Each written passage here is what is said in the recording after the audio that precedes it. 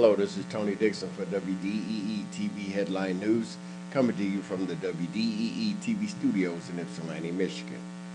Our top story today comes from Ypsilanti courier and writer Ben Baird.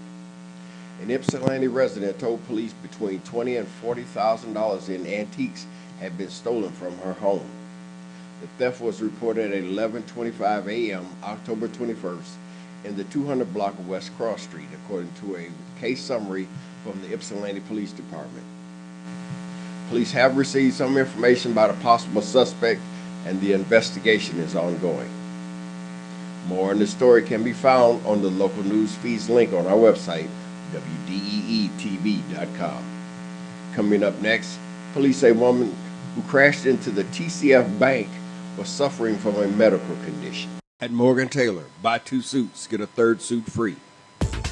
Morgan Taylor is located at 133 West Michigan Avenue in Ypsilanti. Clothing and accessories for men, women, and children at Morgan Taylor. Open Monday through Saturday, 10 a.m. to 6 p.m.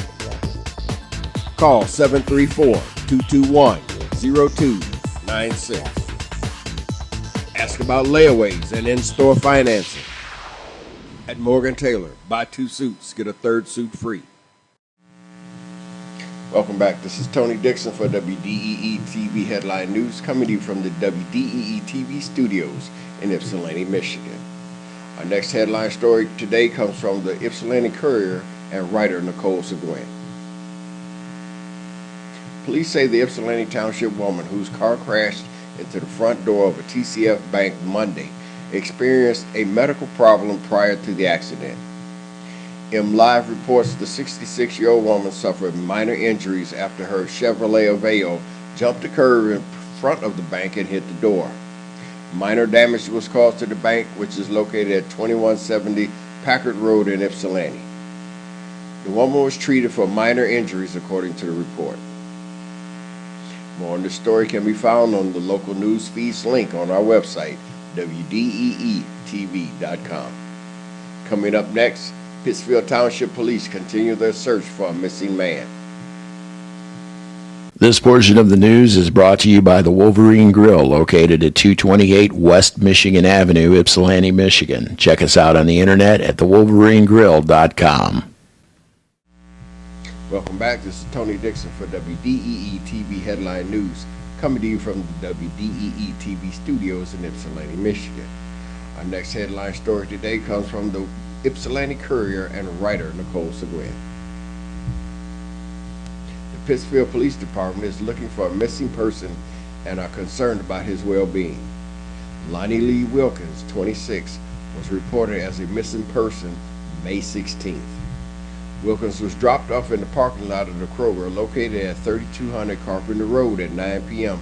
April 26th, according to the Pittsfield Charter Township Department of Public Safety. Wilkins was last heard from via telephone contact April 27th. He was last seen in surveillance video in the parking lot of the Speedway gas station at 3000 Carpenter Road April 28th. The incident was not readily reported at first because it was thought that Wilkins was voluntarily missing. Wilkins is a black male, approximately 5 foot 1 inches tall, 160 pounds, with hazel eyes and black hair pulled into a ponytail. He was last seen wearing a black spring jacket, gray pants, and flip-flops. Those with information regarding Wilkins' whereabouts are asked to contact the Pittsfield Township Department of Public Safety at 734-822-4911 or the confidential tip line at 734-822-4958. More on the story can be found on the local news feeds link on our website, WDEE-TV.com. Coming up next, the growing community of Superior Township is striving to provide superior services. At Morgan Taylor, buy 2 suits, get a 3rd suit free. Morgan Taylor is located at 133 West Michigan Avenue in Ypsilanti. Clothing and accessories for men, women, and children at Morgan Taylor. Open Monday through Saturday, 10 a.m. to 6 p.m. Call 734 221-0296. Ask about layaways and in-store financing. At Morgan Taylor, buy 2 suits, get a 3rd suit free.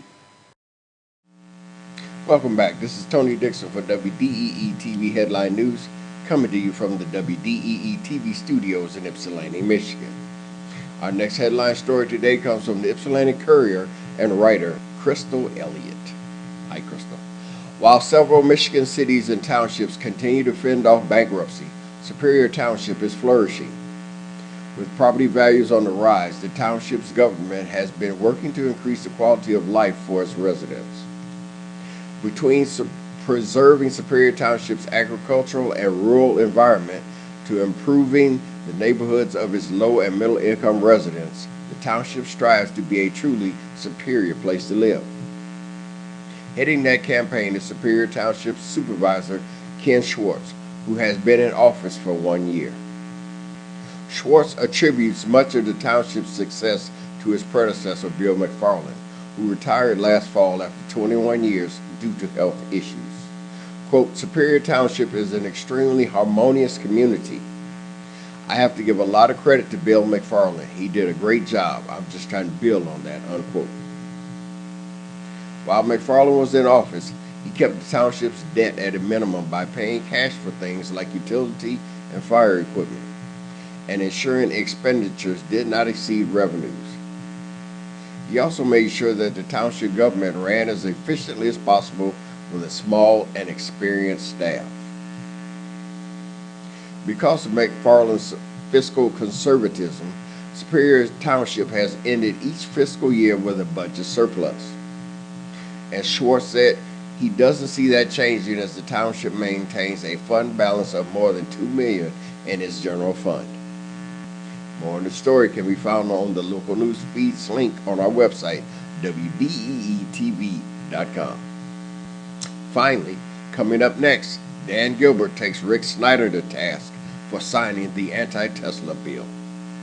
This portion of the news is brought to you by Hikes Decorated Apparel, located at 133 West Michigan Avenue, Ypsilanti, Michigan. Check us out on the internet at hike.com. Welcome back. This is Tony Dixon for WDEE-TV Headline News, coming to you from the WDEE-TV studios in Ypsilanti, Michigan. Our final headline story today comes from the Detroit Free Press and writer Nathan Bowman. Detroit billionaire Dan Gilbert today jabbed Governor Rick Snyder for signing a bill that ensures Silicon Valley automaker Tesla Motors can't sell cars directly to consumers in Michigan. Gilbert, who said he's a fan of Snyder, raised the issue while guest hosting CNBC's Squawk Box and interviewing Dallas Mavericks owner Mark Cuban. He says Snyder's move sends a bad message about the influence of lobbyists in lawmaking. Quote, to me, you have to have a philosophy and you have to stick to it. And you can't let your personal circumstances compromise that, unquote, Gilbert said. He also criticized the powerful auto dealer lobby for battling Tesla, which wants to sell cars through stores instead of franchises. Quote, why don't you man up and compete like everybody else does, unquote, Gilbert said. Adam Jonas, auto analyst with Morgan Stanley, agreed with Gilbert. Quote, as Tesla grows in significance and expands its sales network, we expect more debate at the federal level on the double standard in the application of dealer franchise laws, unquote.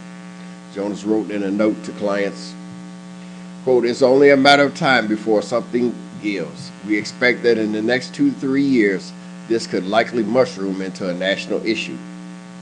We believe these laws exist to support the weakest link in the network, unquote.